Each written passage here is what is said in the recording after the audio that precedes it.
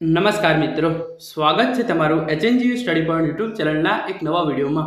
મિત્રો, ગુજરાત પોલીસ ભરતી બોર્ડ દ્વારા કાલે સાંજે ઓફિશિયલ જાહેરાત જે છે એ કરવામાં આવી હતી અને એની અંદર ગુજરાત પોલીસ ભરતી લેખિત પરીક્ષાની તારીખ જે છે એ જાહેર કરી નાખવામાં આવી હતી અને એ તારીખ 15/6/2025 રાખવામાં આવી છે। ખાખીની તૈયારી માટે હવે તમારા પાસે 3 મહિનાનો સમય છે અને 3 મહિનાનો સમય જે છે એ પૂરતો છે। તો આજના આ વિડીયોની અંદર આપણે ગુજરાત પોલીસ ભરતી બોર્ડ દ્વારા તમામ વિદ્યાર્થીઓ માટે ખૂબ જ અગત્યની 8 સૂચનાઓ અને સિલેબસની જે પીડીએફ અપલોડ કરવામાં આવી છે એના વિશે વાત કરવાની છે। સિલેબસ વિશે આપણે ટૂંકમાં ચર્ચા કરીશું અને સાથે સાથે જે છે એ ખૂબ જ અગત્યની વાત છે કે જે આ 8 સૂચનાઓ આપવામાં આવી છે તમામ ઉમેદવારોને એના વિશે આપણે વાત કરવાના છીએ। તો હવે શરૂ કરીએ આજનો વિડીયો। તમે જોઈ શકો છો લેખિત પરીક્ષાની તારીખ 15/6/2025 સંભવિત નક્કી કરવામાં આવી છે। 99% પરીક્ષા જે છે એ આ તારીખે જ લેવામાં આવશે। તો તમે જોઈ શકો છો જે આ પીડીએફ અપલોડ કરવામાં આવી છે એની અંદર પહેલા લખ્યું છે 15/3/2025 ના રોજની આ પીડીએફ છે લોકરક્ષક કેડરની લેખિત પરીક્ષા બાબત। લોકરક્ષક કેડર સ્વર્ગમાં શારીરિક કસોટીમાં ઉત્તીર્ણ થયેલ ઉમેદવારોની લેખિત પરીક્ષા 15/6/2025 ના રોજ યોજવામાં આવશે। અહીંયા સંભવિત શબ્દ લખ્યો છે કારણ કે હજુ 3 મહિના બાકી છે અને એની અંદર કોઈ પણ જે છે એ ઘટના બની શકે છે તો એના કારણે પરીક્ષાની તારીખ જે છે એ બદલવી પડી શકે છે, પરંતુ 99% 15/6/2025 ના રોજ લોકરક્ષક એટલે કે પોલીસ કોન્સ્ટેબલની લેખિત પરીક્ષા લેવામાં આવશે, જેની નોંધ તમામે લેવી। 2. લેખિત પરીક્ષા સરકારશ્રીના ગૃહ વિભાગના 7/2/2024 ના જાહેરનામા ક્રમાંક આપેલું છે પરીક્ષાના નિયમો પ્રમાણે લેવામાં આવશે, એટલે કે જે છે એ ગૃહ વિભાગ દ્વારા જે નિયમો બહાર પાડવામાં આવે છે એ પ્રમાણે જે છે એ આ પરીક્ષા લેવામાં આવશે। પહેલા જે સિલેબસ આપેલો છે એના વિશે આપણે વાત કરી લઈએ તો કોન્સ્ટેબલ માટે કેવું છે ઓબ્જેક્ટિવ એમસીક્યુ પ્રકારની જે છે એ પરીક્ષા લેવામાં આવશે, જેની અંદર એક જ પેપર લેવામાં આવશે પરંતુ એની અંદર 2 પાર્ટ હશે, પાર્ટ એ અને પાર્ટ બી। એની અંદર કુલ 200 એમસીક્યુ હશે, 200 માર્ક્સ હશે અને એના માટે તમને 3 કલાકનો ટાઈમ જે છે એ આપવામાં આવશે।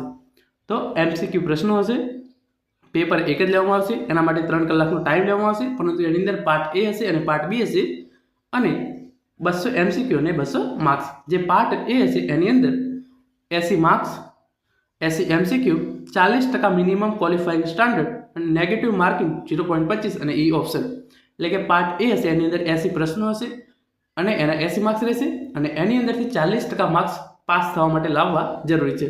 તો 80 ના 40% માર્ક્સ લાવવા જરૂરી છે। પછી 80 ના 40 કેટલા થાય 32 માર્ક્સ લાવવા જરૂરી છે। 8 80 ના 10% 8 તો પછી 8 × 4 એટલે 32% માર્ક્સ, એટલે કે 80 માંથી તમારે 32 માર્ક્સ લાવવા પાર્ટ એની અંદર પાસ થવા માટે જરૂરી છે। પાર્ટ એનું સિલેબસ જે છે એ આ પ્રમાણે છે। રીઝનિંગ અને ડેટા ઇન્ટરપ્રિટેશન એના 30 માર્ક્સ અને 30 પ્રશ્નો પૂછવામાં આવશે। ક્વોન્ટિટેટિવ એપ્ટિટ્યૂડ 30 માર્ક્સ અને 30 પ્રશ્નો પૂછવામાં આવશે। કોમ્પ્રિહેન્શન ઇન ગુજરાતી લેંગ્વેજ એના 20 પ્રશ્નો અને 20 માર્ક્સ રહેશે। તો ટોટલ થઈ ગયા 80 માર્ક્સ પાર્ટ એની અંદર, એમાંથી તમારે 32 માર્ક્સ પાસ થવા લાવવા જરૂરી છે। જે પાર્ટ બી છે એને આપણે જોઈ લઈએ તો તમે જોઈ શકો છો પાર્ટ બી એની અંદર 120 માર્ક્સ અને 120 એમસીક્યુ પૂછવામાં આવશે। એની અંદર પણ પાસ થવા માટે 40% માર્ક્સ લાવવા જરૂરી છે। નેગેટિવ માર્કિંગ રહેશે 0.25 અને તમને ઈ ઓપ્શન જે છે એ આપવામાં આવશે। તો આની અંદર કઈ રીતે છે પાર્ટ એની અંદર તમારે પાસ થવા માટે 40% લાવવા જરૂરી છે, પાર્ટ બીની અંદર પણ પાસ થવા માટે 40% લાવવા જરૂરી છે। જો તમે પાર્ટ એની અંદર 80 માંથી 80 લાવો છો પરંતુ એ 120 માંથી તમારે 10 માર્ક્સ આવે છે તો તમારા ટોટલ 90 થઈ ગયા માર્ક્સ, તો પણ તમે જે છે એ પાસ ગણાશો નહીં।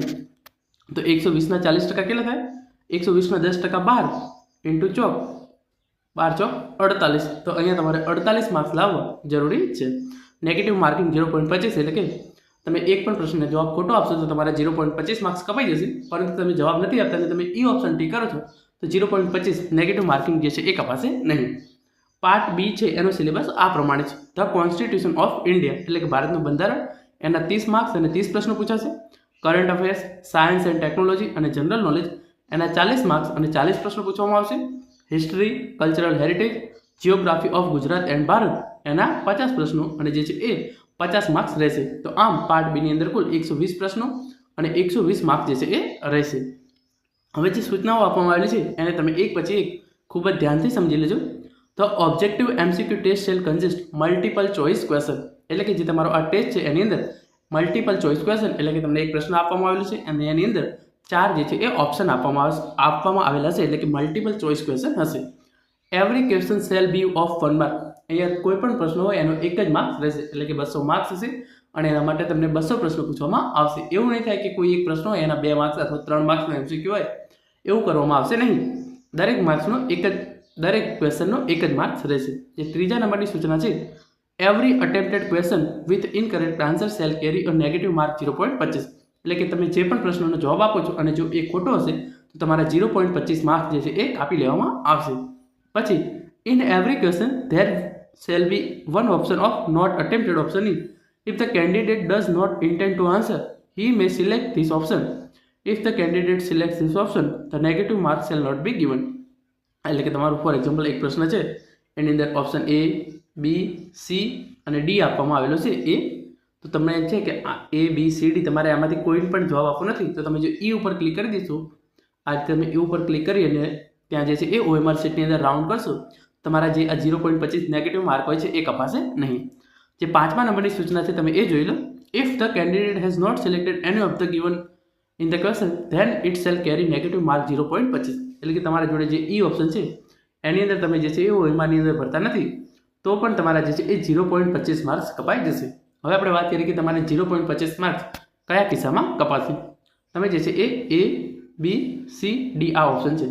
તમે આમાંથી A, B, C, D માંથી કોઈ એકનો જવાબ લખ્યો, ફોર એક્ઝામ્પલ તમે બી જવાબ લખ્યો અને એ સાચો હતો તો તમને 1 માર્ક્સ મળી જશે. પરંતુ જવાબ બી આવતો હતો અને તમે એ ટીક કર્યો તો તમારા 0.25 માર્ક્સ જે છે એ કપાઈ જશે. ABCD માંથી તમને જવાબ ખબર નથી અને તમે એ ઉપર ક્લિક કર્યો તો તમારા 0.25 માર્ક્સ જે છે એ કપાઈ જશે. ABCDE તમે એમાંથી એક પણ ઓએમઆરની અંદર ભરતા નથી, તો પણ તમારો જે છે એ 0.25 નેગેટિવ માર્કિંગ જે છે એ કપાઈ જશે. હવે 6થા નંબરની સૂચના જે છે એ આપણે જોઈએ તો તમે જોઈ શકો છો, The qualification standard of part A and part B shall be considered separately. એટલે કે તમારે પાર્ટ A ની અંદર પણ 80 માંથી 40% માર્ક્સ લાવવા જરૂરી છે અને પાર્ટ B ની અંદર પણ 120 માંથી 40% માર્ક્સ લાવવા જરૂરી છે. તો 80 માંથી 40% 32 માર્ક્સ લાવવા જરૂરી છે પાર્ટ A માં અને પાર્ટ B ની અંદર 48 માર્ક્સ લાવવા જરૂરી છે. 7મા નંબરની સૂચના તમે જોઈ લો. Candidate required to be qualified in both part A and part B separately in order to be enlisted in merit list. એટલે કે તમારે બંનેની અંદર 40% માર્ક્સ લાવવા જરૂરી છે. મેં તમને આગળ કહ્યું એ પ્રમાણે તમને પાર્ટ એ તમારે 80 માંથી 80 માર્ક્સ લાવો છો, પરંતુ પાર્ટ બી ની અંદર તમે 20 માર્ક્સ લાવો છો તો તમે જે છે એ કોન્સ્ટેબલની લેખિત પરીક્ષામાં પાસ ગણાશો નહીં. તમારે બંનેની અંદર જે પાસિંગ માર્ક્સ છે એ લાવવા જરૂરી છે. પાર્ટ એ ની અંદર તમારે 80 માંથી 32 માર્ક્સ લાવવા જરૂરી છે અને પાર્ટ બી ની અંદર પણ તમારે 120 માંથી 48 માર્ક્સ લાવવા જરૂરી છે. અને હવે 8મા નંબરની સૂચના તમે જોઈ લો. The order of merit shall be prepared based on the aggregate marks obtained in part A and part B. પછી here in above case obtained marks out of 200. એટલે કે તમારું જે મેરિટ છે એ 200 માર્ક્સમાંથી જ બનશે, પરંતુ તમારે બંનેની અંદર પાસ થવું જરૂરી છે. ફોર એક્ઝામ્પલ તમારું જે છે એ મેરિટ તમારું આ રીતે બનશે. તમે 80 માંથી લાવ્યા 60 માર્ક્સ અને 120 માંથી લાવ્યા 100 માર્ક્સ, તો તમારા જે છે એ 200 માંથી 160 માર્ક્સ આવે અને આના આધારે તમારું જે છે એ મેરિટ લિસ્ટ તૈયાર કરવામાં આવશે. તો મિત્રો આ તો આજનો વિડીયો જેની અંદર આપણે ગુજરાત પોલીસ ભરતી બોર્ડ દ્વારા લોકરક્ષક પરીક્ષાની લેખિત પરીક્ષા જાહેર કરવામાં આવી છે, સાથે સાથે સિલેબસ અને તમામ ઉમેદવારો માટે ખૂબ જ અગત્યની 8 સૂચનાઓ જાહેર કરવામાં આવી હતી એના વિશે વાત કરી છે. Thank you so much for watching.